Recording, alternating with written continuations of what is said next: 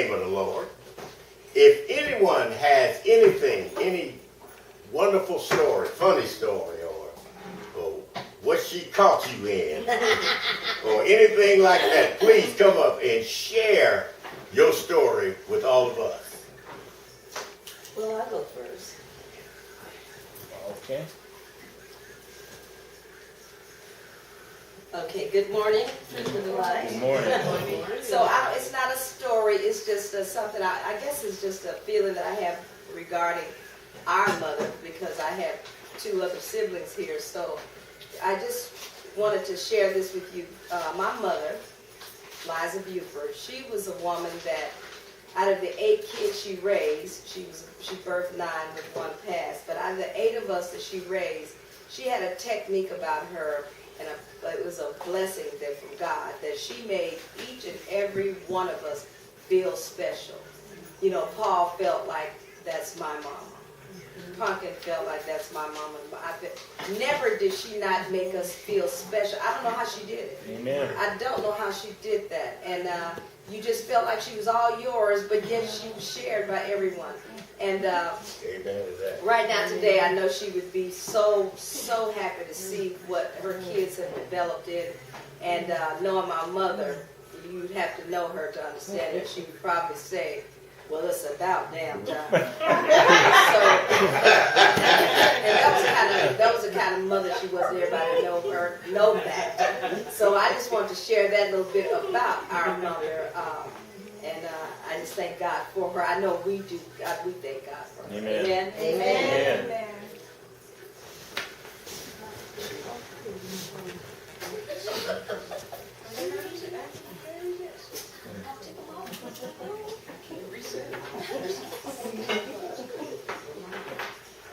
I'm going to talk about my mother-in-law also, Belle's mother.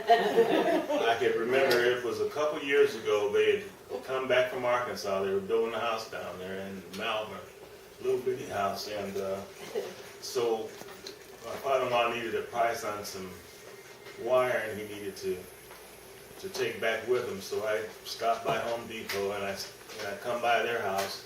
And he was watching the football game, and my mother-in-law was in the kitchen. And we sat down and we started watching the game together. So, and all of a sudden on the TV, a commercial came up, and there was a big black piece of chocolate cake that came on. And I said to myself, wow, you know, out loud, wow, that looks good. And my mother-in-law gets up, and she walks back to the kitchen. And I kid you not, 20 minutes later, she comes out with a big black piece of chocolate cake and a glass of milk. And she said, Don, try that on for size. And I did. We know. How can you say no to girls? And it was kind of scary, because it only took like 20 minutes for her to leave where we were and went to the kitchen. And came back with this hot piece of cake, and I said, "Wait a minute!" And I enjoyed it. I know you did. I did right. And I thanked her for it. I am still thanking her for it. Anyone else have anything? Okay, good. Deacons?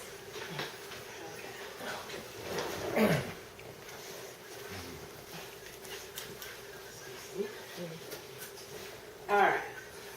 The story I'd like to share about my mother is I'm in the middle. There's 3 of us. I'm in the middle. And my older brother and Daryl and I would always complain that she would delegate more time and just about everything to Joe, the baby. So that was our complaint growing up. Why he doesn't get to have to do what we had to do? We had chores, we had this, and he comes along 5 years and he don't have nothing, so that was our complaint. So fast forward, we grow up, we have children. So she's tired, she's still working with Glenn's born. So she doesn't have, I can't watch him tonight. I can't, I'm working, I'm trying.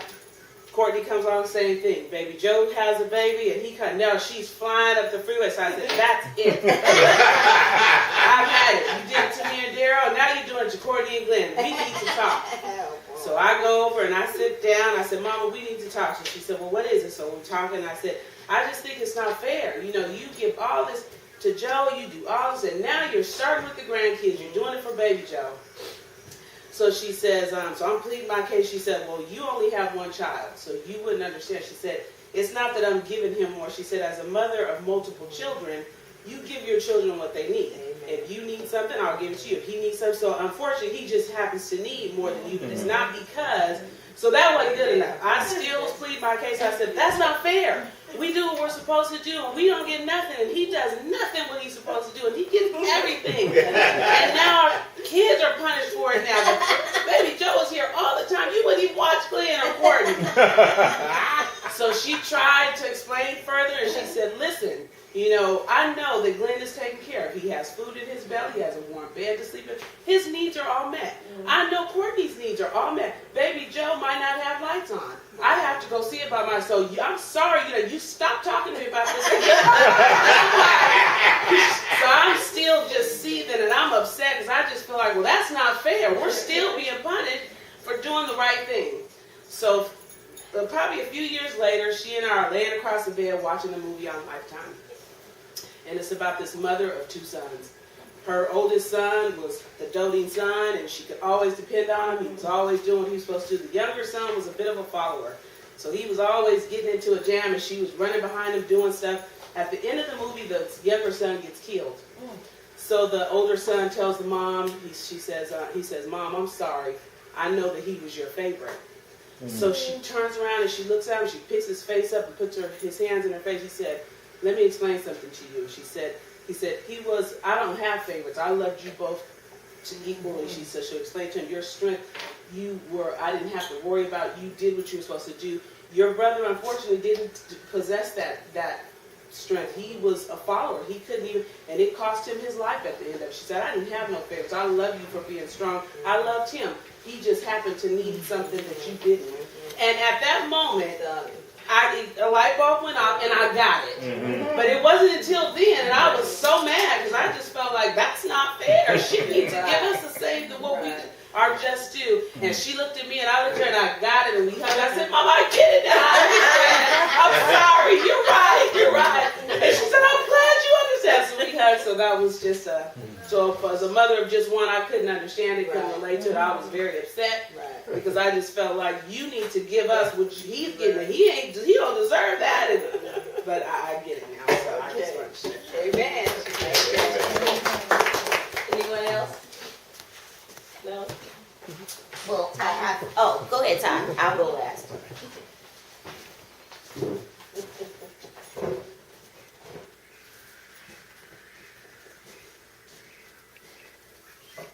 Okay. I didn't really know what I was going to say because I'm like, we had a lot of these and I might have told all the stories about my mama. I got it, but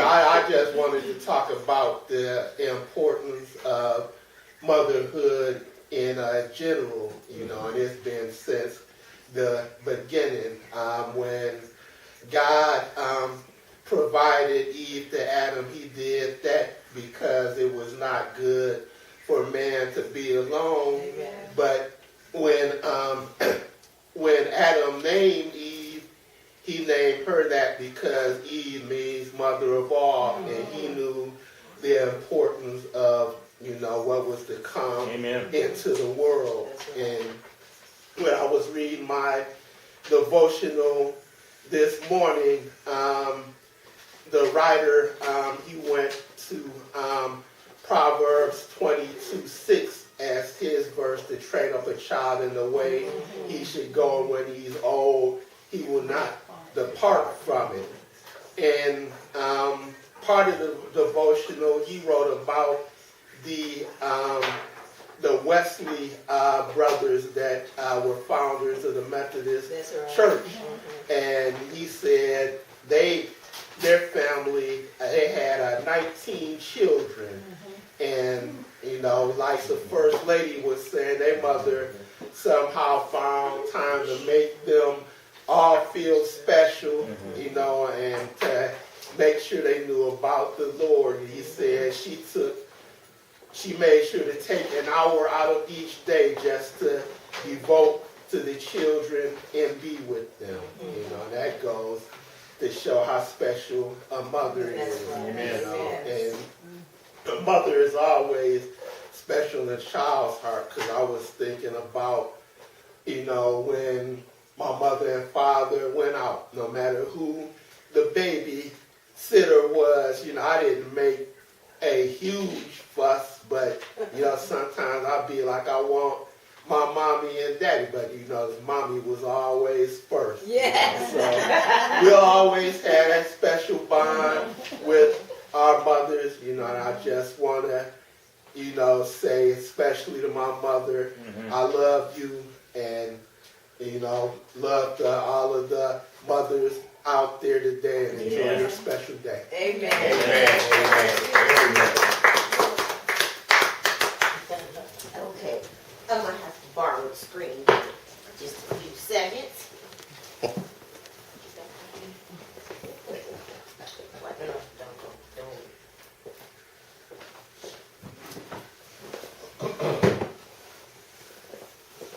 Now, normally I would have this all nice and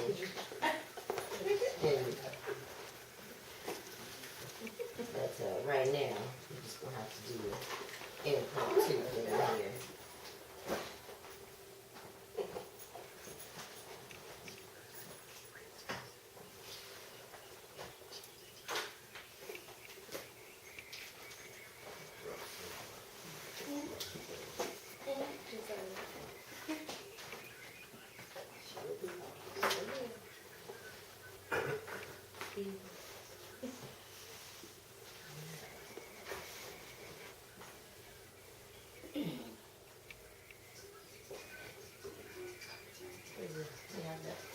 Still arguing.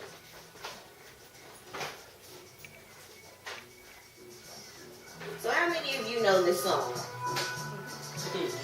All day music. This is War's All Day Music. Now when I was about, I would say maybe about 10, we were living in Springdale. And this particular evening, Mom was giving me my classical music education of those that hailed from Harbor City. And this particular group was called War. And to this day, it is truly one of my favorite bands. I listen to everything that they make, from Me and Baby Brother to the Nappy Head soundtrack song that Papa D did. And so this particular evening, we had the boombox, and she had found War on CD. And so we were listening to it, and she was telling me stories of Liddy Dickerson, which was BB's sister, and just how when War came out, how the whole neighborhood felt. So then she gets the idea. She asked me, Chrissy, can you cha-cha? And I said, no, ma'am. And she said, well, come on, let me teach you.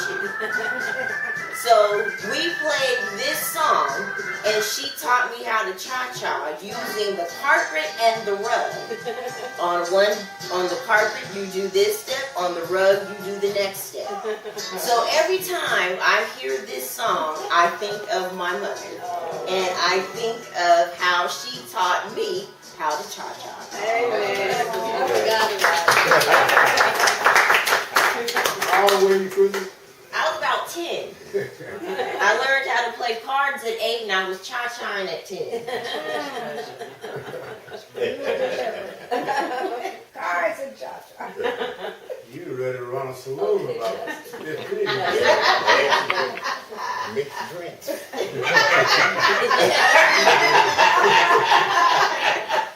Poor Ashley, I had her mixing drinks at 6. Wow.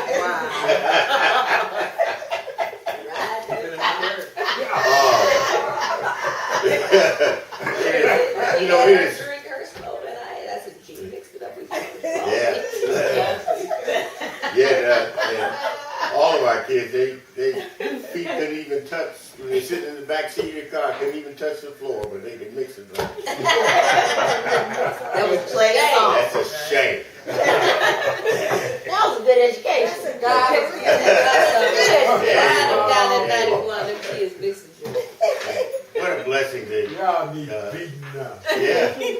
to hear the stories of the mothers. I mean, it just warms your heart, and certainly and I know Miss Liza. I could have just stood in here for hours talking about her, and she was a real blessing to me. She really was. And again, just like First Lady said, she was like a mother, and she was like a mother to all of us. And my name was Honey. Lord, your name was that old damn one. Yeah. I had a short thing to say about Mother. Well, why don't you come on over here and deliver it to us? It was like you said, it was so much. Yeah. I was like a kid in a candy store. You and her. When I was sitting there, I thought about this incident.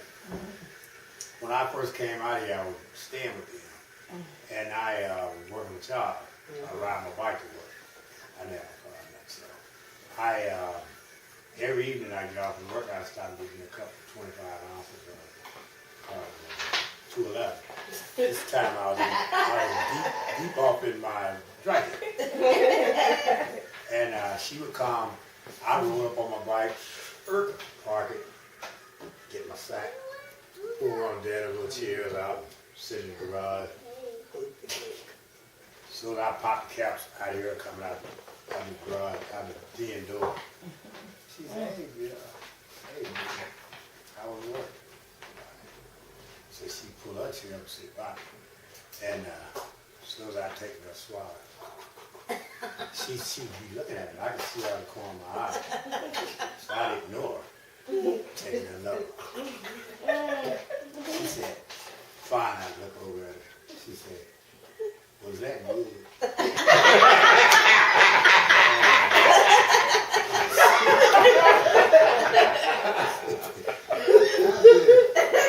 I said, yeah, it was good. She stopped lying. Now that wasn't good. I can see the frown on your face.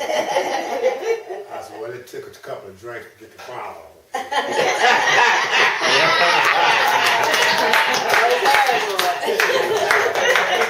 Yeah, there is her. That sounds just like it.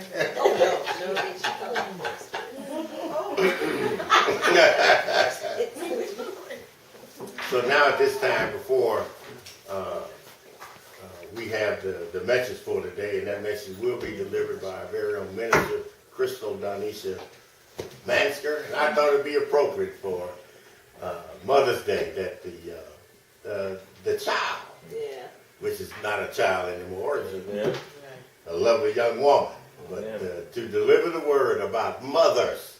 But before that, we should have a message in song, and then the next voice you will hear will be Minister Crystal Donisha Mansker. Wait, hold on.